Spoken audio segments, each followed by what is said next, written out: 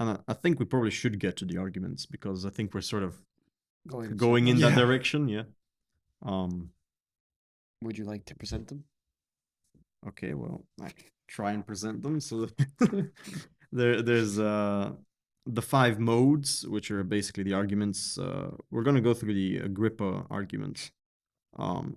So the first one is the argument from dispute, and that's basically the one we've sort of been talking somewhat about already. The idea here is that you basically could have two positions that appear equally valid, equally convincing. Um, and for example, like this, we first see with the sophists, like Protagoras. They have these debates where they would listen to, on the one hand, Heraclitus talk about everything being part of flux and change, and on the other hand, Parmenides says there is no change, and they would think both sides seem equally reasonable.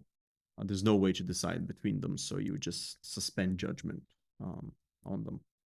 So I think that's the first argument that we have sort of mentioned because of the idea of I guess, yeah, to opposites. put it, I guess a reconstruction of the argument might be for any position, for any debate, you can have a convincing argument on both sides. So there's no point having a judgment. That because- reminds me a lot of the sophist kind of positions where they were always trying to make they were trying to show that the opposite of what the truth was could also be proven true.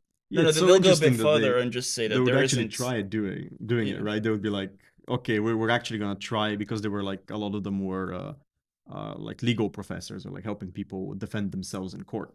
So they would prize themselves on being able to persuade a jury, or persuade the people who decide on them, on their fate, even if they think it's not actually the truth that happened. So that's where they get this idea of, well, the person who wins the argument is not necessarily the one who has truth. It's just the one who is most persuasive.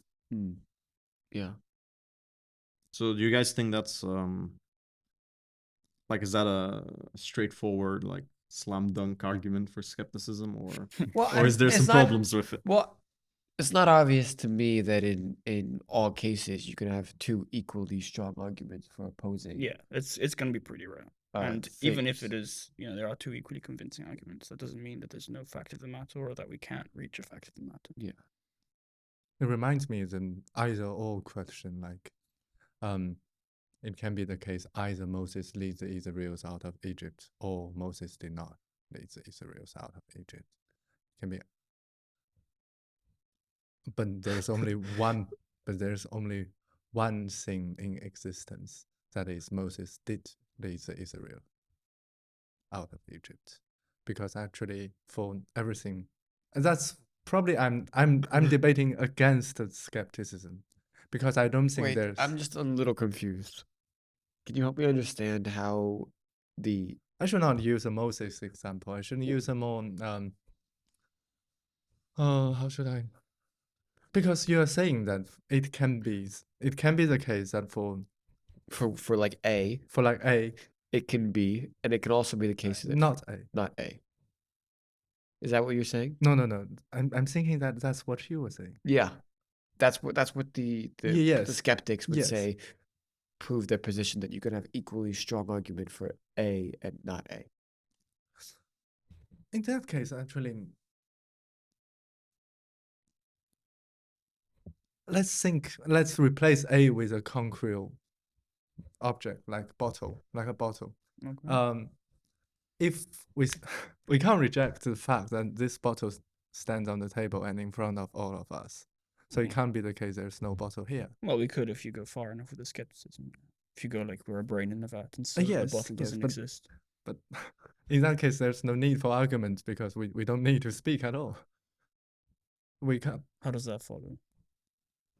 And I'm thinking that when you're saying that it can be the case that this bottle is not here, Right.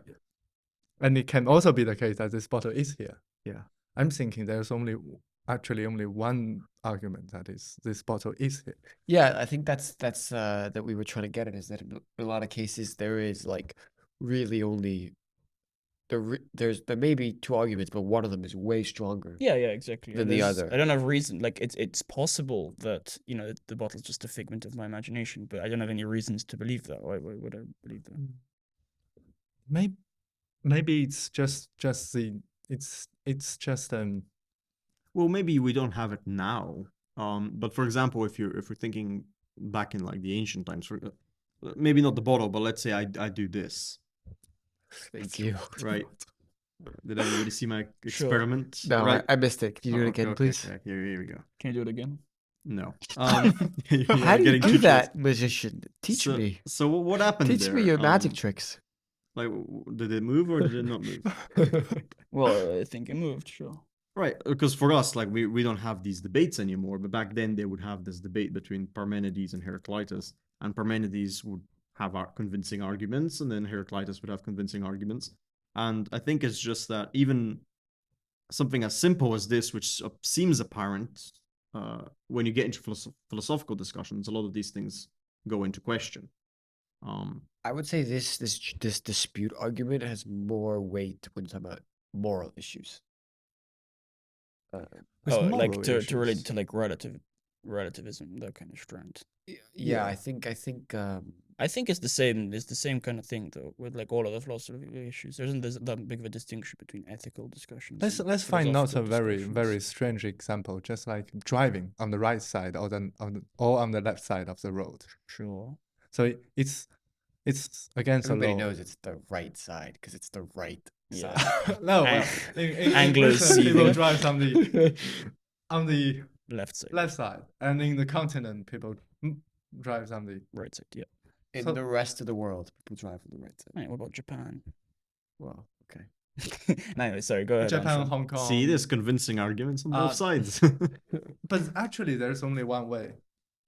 I can't see actually there's two way because because it's not an either or question. It's about driving. But what's the Well, di- sure, but that's not a contradict. That's not a P or not P because we're talking about like circumstances in which country you're driving. Yeah, are you talking about like an ethical issue of like which side of the road should we drive on? No, I'm trying to find example for you to. Yeah, okay, to- so I got an example. Should we execute prisoners? All right. Yeah. I mean, You could make a strong argument that we should Yeah. execute prisoners. And you can go very far down, but you can also make an equally strong case that we shouldn't execute. yeah. I think one of them will probably be better than the other, given enough Well, this- examination. This is what I think we should actually focus on instead of these examples with like things that seem obvious to us. I think we should focus more on a, let's say, like friendly example for the skeptic because I think they're the real force of this argument. So you can be want to go felt. to like No, this example Okay. was good, but if you want like something like for example, does God exist or I thought you were gonna go more to well, or do we have free will? We had that discussion last time. no, I was Ethical stuff. ethical stuff. Like that. Yeah. I mean, see. I don't know. Capital punishment. What do you mean? Like lots of stuff. Abortion. Abortion. Sure. Right, so I There think Is it I allowed think the to talk question. about those things. are- yeah. We're not talking about anything you want. You will get the capital punishment if you talk about them. I remember Philip warned me a few days before that there's something that's still forbidden to. Yeah, you're not forbidden here. At least. Please continue. Um, Yes, about capital punishment. Yeah. Sure. Okay. Well, The skeptics. before we go into the actual capital punishment, no, I was wondering though, if you take these examples of abortion or capital punishment, which are like controversial matters, and you could say there's convincing arguments for the sake of argument, but it's like, how would you respond then when it's not so obvious, like it is in the case of whether the bottle is here or not? Would you say this argument is stronger, or would you say there's still something that you're pretty confident, like, no, I could decide. I know there's like a sizable population that disagrees with me and they have their own arguments, but I will still accept my own. Well, I think they would say, let's say there's two cultures. Culture A has done capital punishment, and culture B has a tradition of not doing capital punishment. I think the skeptics would just say, well, Yeah, there's no if fact you're of the in matter. culture A, you do the capital punishment and you don't think about it, and if you in culture B, you don't do the capital punishment and you just keep going. Sure, but is there a way that we could know which one is correct? Then in that case, skepticism would abandon your question because there's no argument about truth or falsity. They are all correct. Well, I'm not asking a skeptic. I'm what- asking you guys who are presumably not skeptics. Yeah. And how do we know which one is correct? Yes. So how would you respond to this argument, given like an actual serious example? I mean, I think From it's interesting because, like, if you think about like a court of law, right? What happens is kind of similar to like, the sophists in a way. I mean, yes, it's about evidence, but it's also about Presentation. how well you definitely. present the evidence.